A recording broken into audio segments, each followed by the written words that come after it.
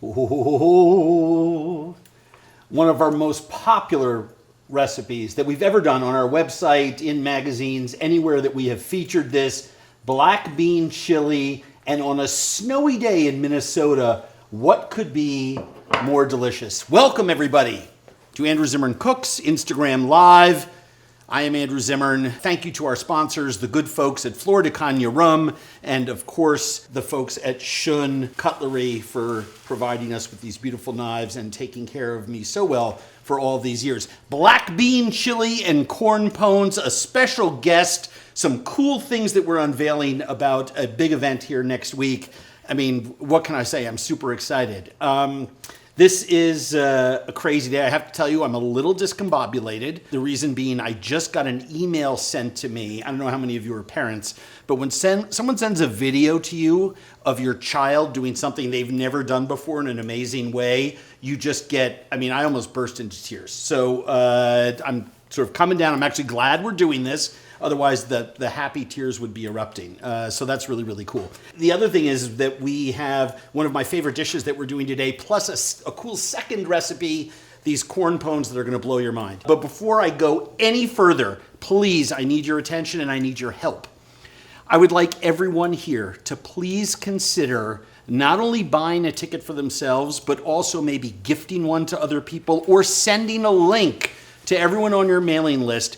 We need to raise money for the Charlize Theron Africa Outreach Project, one of my favorite charities in the world. AndrewZimmern.com, just click on our charitable partners. You can read all about it, plus links to CTAOP, affectionately known as CTOP around here. Charlize is a friend of mine. She has an incredible nonprofit that does just blowing away everyone else, insane leadership work, helping so many, especially youth affected with HIV/AIDS, and a lot of other programs that they help sponsor, first in Southern Africa, then in South Africa, then in other countries.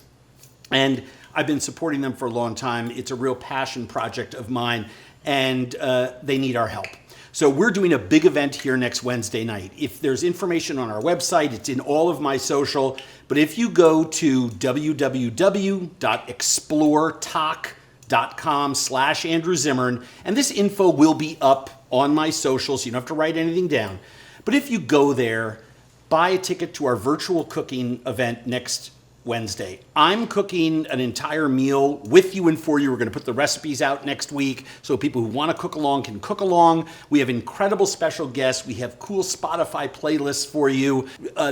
Garrett, my friend Garrett Dutton, better known as G-Love, whose newest album is up for a Grammy this year, I think in the Blues Americana category, but one of my favorite musicians of all time and a good buddy. He's doing an acoustic set for us. It's going to be an incredible night of music, food. Please, please, please buy a ticket yourself and send it to everyone on your list. Get them to do it too. We want to raise as much money as we can for this incredible organization. Okay, black bean chili. I love chili. I love black beans. I like dishes that I work on all day long, making the stock, sweating the vegetables. The beans soak overnight in water so they're more tender when you cook them, and they cook faster, and they absorb the flavor of the sauce. And not all beans need to soak overnight, but black beans are actually easier to digest when you soak them overnight. So it's fantastic. I brown pork. I add chipotles and jalapenos, poblanos, serranos. We have so many chilies in there. Onions, tomatoes, oregano, cumin. And we let that cook and cook and cook, and we wind up with this piece of magnificence. Now, why am I not cooking this with you from scratch? Because it cooks for a long time, and most of that is just simmering, right? So I wanted to show you the most important part of this, and then I wanted to get to something that I learned to cook when I was in Texas a couple years ago. The corn pones, which to me are the best accompaniment to chili I've ever found. This is corn flour. I'm adding a little bit of water to this. I'm just gonna whisk it together, just break it down a little bit. I'm then gonna take a little bit of the broth from this, and here's what's special about my recipe. I don't reduce the broth on my chili until it tightens up. I actually thicken it with a corn flour slurry. Why do I do that? Because I find that overcooking the stock with all of those spices in it actually doesn't really taste as good as thickening it with this magic mixture. And what I'm trying to preserve is as much of that soupy, stewy volume as I possibly can. And I don't thicken it until it's like pancake batter. I just thicken it until it has just a hint of body to it, right? So once this comes back to a simmer, you'll see that it actually gets to that consistency. I'll just call it chili consistency. But rather than being ground meat with like a pasty around it, it actually eats like a beef stew. It eats so elegantly, and you taste all of that homemade goodness. You can see here, actually, as the heat is coming around. Come on in here, Madeline. Get a look at this. You can see how it's gone from watery to having that beautiful body. So that when you put a portion in a bowl, it's going to look like that. And because it has a little more of that incredible thickened broth in my black bean chili, you need something. You need something to soak it up. So that's something, our corn pones. So I have some minced onion, and it's a fried cornmeal fritter, right? So I have my oil here. I'm going to add some bacon fat to that because I want some of that bacon fat flavor in there. And I'm going to leave some of those solids behind. This is rendered bacon fat. J.P. Samuelson, our culinary director at Passport Hospitality, I think rendered some home. Was that homemade bacon? Pancetta. Homemade pancetta. Oh my God. Salt goes in here. I have some diced fire roasted jalapenos. We're going to put those in there because you got to have a little chili with your corn. A little bit of water, buttermilk, and our corn flour. And this is a super, super, super tight recipe. Grab a couple of spoons.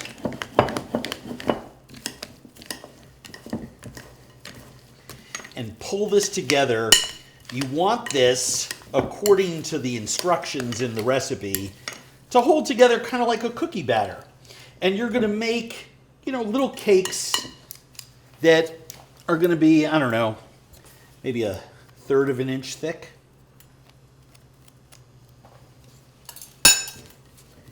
And you can see as the corn sort of absorbs that mixture, how it's going to get tighter and tighter and will hold together better and better, right? Because that cornmeal was coarse. It was not corn flour. It was cornmeal.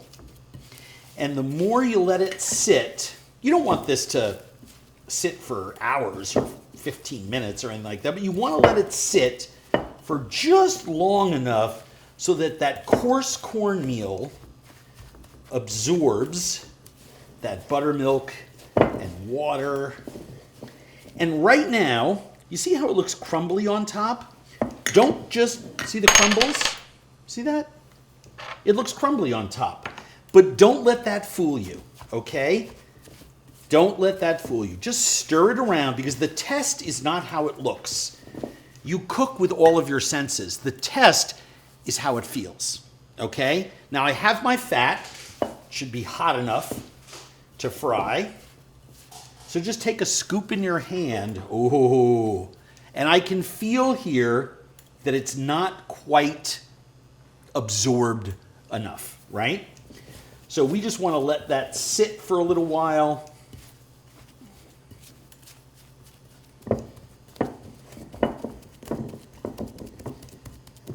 And let that cornmeal absorb. If your cornmeal is too coarse, it's going to take a little while. I'm hoping I grabbed the right cornmeal. If I didn't, we're eating our chili without corn pones. But I think we're going to be fine before this is all over. Questions or comments, either about our big event, because these These cook quickly. We have a couple minutes, then Scott's going to join us. So I'm sure some of you have some questions. What do you got? What temperature is the oil? The oil's at about 360, 375 right now, somewhere in there. But once I add a bunch of corn pones, it's going to come down. I can actually, we temped it before, and then I swung it over here, and I've fried enough on this induction range. When I have it on number 5, which is about medium, it's just about holds perfectly in between 360 and 375 when we have about half an inch of oil and fat in the pan.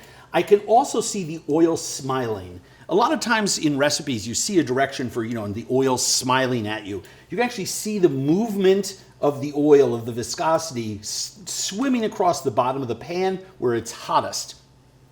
You also can smell. Remember, you cook with all your senses. So you let that smell be your guide. What is a corn pone? A corn pone is a small corn fritter. Great question. A corn pone was a small corn fritter that dates back to the Wild West days, when chuck wagons supplied a lot of the prairie schooners as they went through the West and on big cattle drives and stuff. And they needed sometimes to cook something once but enjoy it for several days. So you could cook these corn pones until they were really, really hard on the outside. They wouldn't break, and they could be transported, and cowboys would nibble on them, but then they got dropped into the stew at night and they would soften up. Yeah. I learned how to make this on the Prairie Drive episode of Bizarre Foods. One of the ranchers' wives served corn pones all the time. And I think we used... Hey, JP? Yeah. Grab me that corn flour, if you wouldn't mind. I'm going to show you a little trick. Sometimes this happens. Thank you. And do we have more of the buttermilk? Yeah. So I'm going to add a little bit of corn flour. And I'm going to add a little bit more buttermilk. And see if we can't stabilize this mixture to hold it together a little bit. On the recipe, I forget, you want to grab the recipe for me? Yep. Let me make sure I labeled it the right way. But on the recipe, we actually talk about the difference between corn meals and corn flours, but back in we have so many things in tubs. Oh yeah, yellow cornmeal. You want a finely ground cornmeal. There's two types, coarse and fine, and then there's corn flour. So my mistake sending that to the team. So we'll amend that on the website. But you want a fine cornmeal. So basically, I have half coarse cornmeal and a little shot of corn flour, a little more buttermilk, and let's see if, oh yeah, those are starting to hold together. Questions? What's your favorite non-alcoholic beverage? My favorite non-alcoholic beverage, if desert island, I like Fresca, 16 ounces over ice in a 24-ounce glass with 4 ounces of Welch's grape juice. That is an insane combination. What else do I like? I'm an iced tea guy. All different kinds of tea I collect from all over the world, and I make iced tea with it. Let's see if this holds together, shall we? Maybe it will, and maybe it won't. What brand of glasses do you have? These are Caddis, Caddis. I have like 8 different, I think I bought every style they have. I happen to love Caddis. They consider themselves a lifestyle company, not an eyeglasses company, but eyeglasses are all they sell. I'm going to just keep laying some of these in, and let's see how it fries. What else you got? What's your favorite lentil preparation? My favorite lentil preparation, lentil soup. I just made it the other night with ham. I used the Christmas ham bone in my recipe. And you know, the marrow and the fat from that ham bone and from all the ham meat clinging to that bone was really, really delicious. And we were talking about it the other day here at the office, because this is what we do. We nerd out and talk about food. It's just so fantastic to do something the right way. Lentil soup is great, but lentil soup with the ham bone in it is just, you taste all that marrow and ham fat in the soup, and that fat emulsifies in the soup, and it's absolutely superb. I'm going to wash my hands.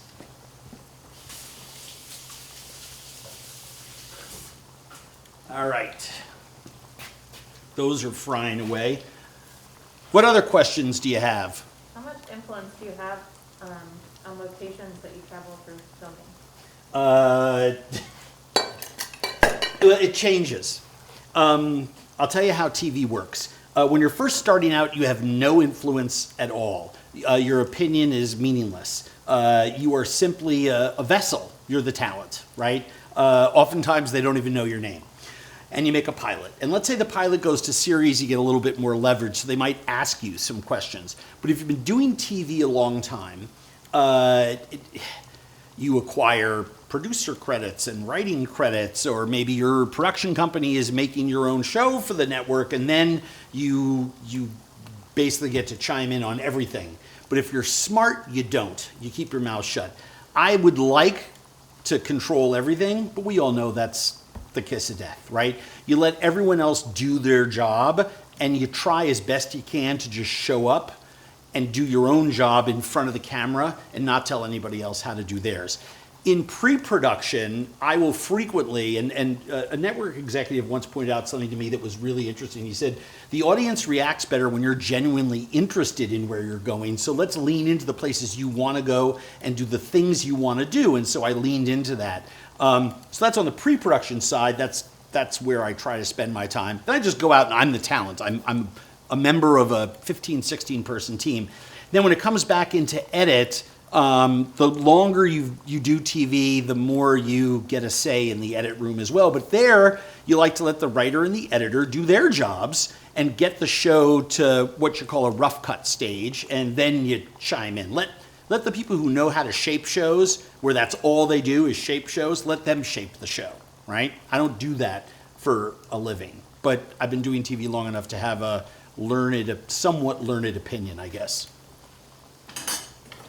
When will the next episode of Family Dinner be streamed? Oh, huge, fantastic question. Family Dinner is available on Discovery Plus, the premiere episode. It's really good. People really like it. So I would say that they're probably going to put a couple more episodes on in the coming weeks. Look for that on Discovery Plus on the Magnolia Network page that's there. And then, of course, Magnolia Network premieres at the end of Q1, as we like to say in the econ business.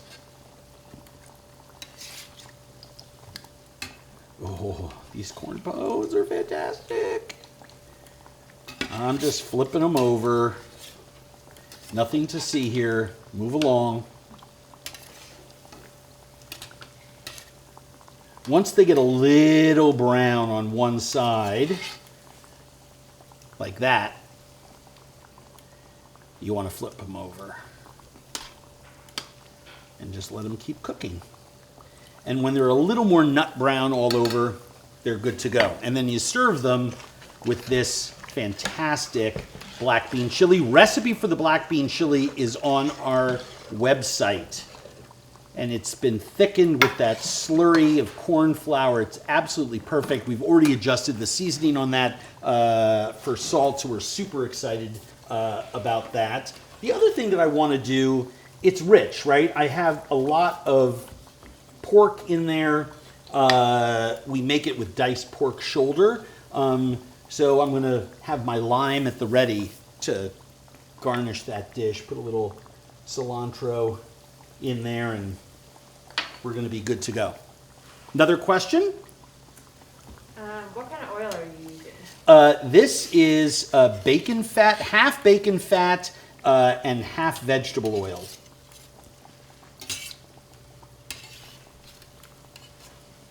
Someone's here for the $2,000 of caviar you're going to finish it with. Oh.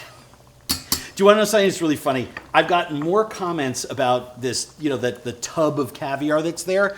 That tub of caviar is wild Oklahoma paddlefish caviar. The Oklahoma DNR makes their own caviar. They have a deal where fishermen who come up with paddlefish, if they're filleting them, if it's a pregnant female, they give the roe to the DNR. The DNR gives them a couple of free deer tags or fishing licenses or whatever. And then all the money from the caviar program goes back into keeping the fields and streams in the great state of Oklahoma healthy, clean, vibrant, and alive. It's one of the greatest food stories I've ever come across. And the guys at the Oklahoma DNR who make the caviar don't get high on their own supply. They don't even taste it. Caviar, the salting of it, the curing of it, the packing of it is all done with mathematical precision to the hundredth of a gram and to really technical equipment before they pack it, and they sell it, but they don't eat it, and I think that's absolutely hysterical. My good friends down there. So, and it's not expensive either. I think it's the best value in caviar globally. And is that pork shoulder right there? This is pork shoulder in the recipe for the black bean chili on the website, and I believe, Madeline, am I correct? We also have a video of me making the black bean chili from either a Food and Wine video or an old AZ Cooks video. That sounds about right. She thinks it sounds right, but yeah, the recipe is there. I'll find the recipe. Okay. Kat Cora says, this is great. Oh, hi, Kat Cora. How are you, my friend? Yeah, frying these corn pones. They are so delicious. This one, the first one we put in is almost ready. As a matter of fact, I am going to declare that one to be ready. You don't want them browned and too hard the way the old cowboys used to eat them, because then they're going to be like hardtack, and they're just not going to be pleasant in the mouth. And of course, anything that comes out of the fryer like that, even though we season the inside of these, let's season the outside with a little bit of crushed sea salt. When I serve these, I usually perch them on the edge, comme ça, because I want to let people know that they're invited to dip their corn pones into that black bean chili, right? And if you serve it like that, it lets them know that that's the move. If you just put them down on the table, too many people just go at it. And then if you want, you can nest your lime wedge there, also an invitation for people to eat it. And then we have 5 different chilies in there, including chipotles in adobo.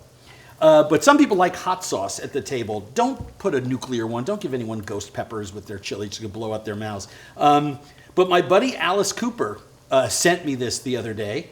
He and I attempted a world record in rubber chicken tossing at Bottle Rock a couple years back. But he has his No More Mr. Nice Guy line of hot sauce. This is the medium, which is plenty spicy for anyone. So if you like hot sauce, you can serve this at the table and just let people put a little drizzle on there, or maybe they want some on their corn pone.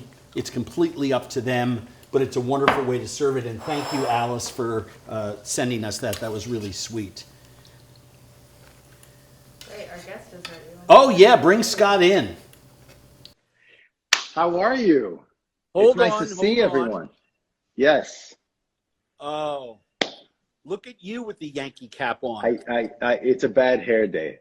You know, you don't have to worry about that. The last time I have you to had a worry bad about hair that. day, Eisenhower was president. You were so beautifully groomed as a man.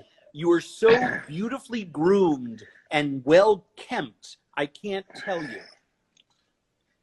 Your reputation over here is flawless. You're making me blush. No. I should let's just Well, tell good. people. I'll be let's sure just to get it right out of the way. In real life, we're actually friends. So if we say something awful to That's each other, right. we mean it with love. Let's just get that out of the way. Where are you right now? That's right. I am at home in Scottsdale, Arizona. Oh, fantastic. And Yeah. tell us about the restaurants that you have out there, because restaurants have been really getting kicked in the shorts, over the last 12 months. COVID-19 has not been friendly, and certainly there are a lot of issues in the restaurants themselves. Very, very, very fragile time. But you have two great restaurants out there that are still up and going, right? I do, and thank you for everything you do in getting the word out there, for all the help that everybody needs across the country, really around the world, for restaurants and in everything that we're going through. I mean, it's always been, particularly in the last 5 or so years, operating restaurants has been incredibly difficult. What was 17 to 22% profit margins has turned into, if you're lucky, 5%, and you know all about it. But I opened a place up during this insanity. It's called the Americano in Scottsdale, and I have to tell you, it harkens back to the old days and the fun of what this business used to be. Really, really good vibe inside the restaurant. It's a beautiful restaurant. I'm really proud of the team and really proud of the food that they're serving. The service is so, it's just, there's a lot to be proud of there, right? I mean, that feeling when a team is coming together and they're firing on all cylinders. The best thing I could do to help is to stay out of the way. And that's what I try to do. Well, you're very modest. Part of the reason that everyone hums on all cylinders and you can stay out of the way is because you have really great leadership and people want to work for you. And I jokingly said before we were trying to bring you in, the meanest judge on Chopped, and we always joke around about that because some of the stuff that shows up on our social feeds is just hysterical. In real life, you're the sweetest, most gentle, caring human being that I know. So I'm really glad things are going well for you out there. And what about the other restaurant? You just talked about Americano.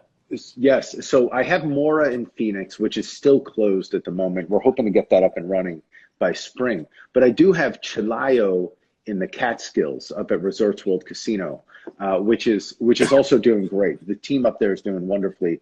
And, the casino ownership have been so understanding throughout this entire, really, it's going on a year now, right? It's almost a year that we've been feeling the effects of COVID. So the team, the ownership group and the management team and, everyone up in the Catskills has been wonderful. It's really interesting. And I want to put a little circle around that because our audience is from all around the world on these feeds. The difference is that casino ownership in the Catskills is helping to subsidize the restaurant and keep it open, which is actually what the Restaurants Act is all about, is financially backstopping restaurants with a grant so that everyone can do that. And, you see different restaurant groups in different cities, independent, multi-restaurant groups, all have different levels of opening. And some, our restaurant here is closed right now, waiting for the big go-ahead, once everybody gets the vaccines rolled out, because we just can't keep our employees safe. And I don't want to bring people in. It's one thing to keep customers safe, but if in a very small kitchen, we just can't do it. But the feed is lighting up, by the way, with people who've been to these restaurants of yours and absolutely just love them. And people are telling us that you're just the best thing on TV, which is great to see, because I agree with that. Probably my mom. Obviously, there's Chopped and Chopped dessert sweets and Scotty's Chop House and I Chop, You Chop, and all the different spinoffs. That's a private feed, but I'm making black bean chili today. Yes, and it looks you delicious. Live in Arizona. I do. And you love traditional food of the Italian culture. Right. And That's your correct. lovely wife is Turkish. That's right. Right. So you do a lot of that. You have a new book coming out all about that. But do you like chili? I love chili. You do? My wife loves chili. She'll have me make it periodically just for her, and she'll freeze some and then, kind of take it out when she's in the mood for it. So, chili isn't necessarily my go-to thing, but it is her go-to thing. So, I eat it because it's what's around. You know what I mean? All right. We're Yeah. literally going to take a couple quarts of this. We're going to freeze it. We're going to send it to you. It's not for you. I like your wife more than I like you, to be honest. Most people We do. spent a night at a wedding where I realized that my favorite Conant was your wife. I get that a lot. Most people tend to like me more after meeting my wife. No, absolutely, because they yeah. realize there must be more to you than meets the eye. Yeah, I try to hide it, but she brings out the best. What can I say? I also owe you an apology, and I want to do so in front of my friends and fans that are here on IG Live. At least 4 times a year on Instagram Live, I will unbutton my shirt to the navel, and I will tell people, who am I? And then I will say, Scott Conant. Yes. And I need to apologize formally in front of them and let you know I'm willing to do whatever it is to make that situation right with you, although obviously you'd like me to keep doing it. I would like you to keep doing that. It's the only attention I get outside of my daughters. So really, I really appreciate it. And they're getting older, so they're really, they don't pay attention to me like they used to. So you're all I got, my friend. You're all I got. Yeah. You and me both, buddy. When this thing is all over, I can't wait to get out to Arizona. I love that place. And right after I shot our What's Eating America stuff out there is when you moved out there full time. I saw you more in the year pre-COVID outside of the greater Phoenix metro area than I did when I've been there making television. But we're going to correct that real soon. By the way, last question, I'll let you go. Have you ever had a corn pone? I have not, but I like the way you say it. It's kind of naughty. Well, I say it very purposely because off camera in the middle of the afternoon when I was talking to Madeline, I called them a cone porn. And I said I should not be reversing the first letter in those because one sounds really potentially yummy and interesting. The other one is just wrong. Yeah. Yes, that's a good point. I will say this. I don't know if you remember, but we were having breakfast one time at the Nomad, and I heard you just talking about the caviar. But we were in New York City. We were meeting for breakfast. Clearly, neither one of us drink anymore because we were meeting for breakfast during the New York Wine and Food Festival, right? But back in the day, that would never have happened. It would be a late night snacks. But you said to the waiter, we were sitting there and we ordered some eggs and things, and said to the waiter, I have a little bit of caviar downstairs in the cooler with my name on it. If you could just grab it for me. And out they come with a 5-gallon bucket of caviar that we in turn took, not tablespoons, but like giant kitchen spoons, and put it on top of all of our eggs. And people were looking at us aghast and jealous and a little angry. Do you want to know something? Wonderful. It's kind of what they wanted to see. They were like, there's Conan and Zimmern having breakfast. We're going to leave them alone, but I wonder what they're eating. There it was. I was talking about caviar earlier, and I was, I like to pose myself as a man of the people, and now you have me as the guy that keeps his own private caviar in hotels where he travels, which is actually more of the truth than. The best thing about it is you did go around the dining room giving people spoonfuls of it. So you are of the people, my friend. If I can work this crazy gimbal, JP is back there cracking up because he knows how it is when I travel. Madeline is laughing. The people who know me are laughing. Yes. We know you well, my friend. We love you very much. I love you. Thank you for stopping by. ScottConant.com still for all things Scott Conant.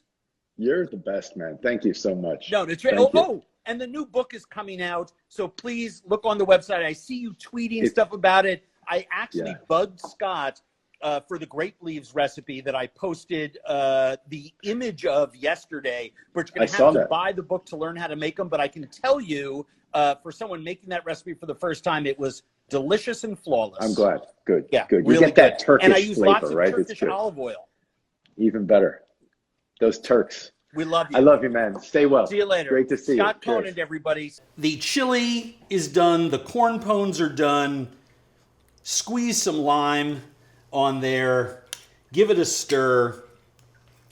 This is the best bite of the corn pone, is the edge that was dunking in the caviar. Oh, chili.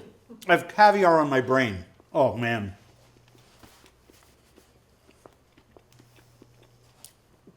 So good. So let me button this up for you. This is an upscaled, sort of modern day version of what was eaten out on the range for so long, when beans would be boiled with broth and whatever vegetable scraps they had.